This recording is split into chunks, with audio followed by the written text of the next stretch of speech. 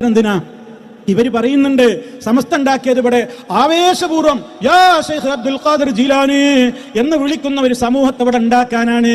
എന്നിട്ട് ഇപ്പൊ 100 കൊല്ലം പണിയെടുത്തിട്ട് സമസ്ത എന്തായി? റഹ്മത്തുള്ളാഹി ഖാസിമി പറയുന്നത് സമസ്തയിലൊക്കെ ഒന്നുകിൽ വഹാബി അല്ലെങ്കിൽ സുഹാബി. അതിലും കൂടി അതാണ് ഞങ്ങളുടെ പ്രവർത്തനത്തിന്റെ ഒരു വിജയായി. നിങ്ങളൊന്ന് ആലോചിച്ച് നോക്കി, നിങ്ങളെന്താ ഞങ്ങളെ കുറിച്ച് പറയല്? നിങ്ങളെന്ത് പണിയെടുത്തിട്ട് എന്താടോ, എന്താ കാര്യം? ഞങ്ങളെ മെമ്പർഷിപ്പ് ഒന്നും എടുത്തില്ലെങ്കിലും നിങ്ങളെ കോളേജിൽ വരെ പഠിപ്പിക്കുന്ന പ്രൊഫസർമാർ വരെ ഒന്നുകിൽ വഹാബി അല്ലെങ്കിൽ സുഹാബി, സുന്നി അല്ല വഹാബി അല്ലാത്ത സൈസാണ് എന്നാണ് റഹ്മത്തുള്ളാഹി ഖാസിമി പറയുന്നത്. എല്ലായിടത്തും സമസ്തന്റെ പള്ളികളിലെ ഇമാമിങ്ങൾ, സമസ്തന്റെ പല കോളേജുകൾ, സമസ്തന്റെ മുഷാവറയിൽ വരെ ഇപ്പോൾ വഹാബി സുഹാബി ഉണ്ട് എന്നാണ്.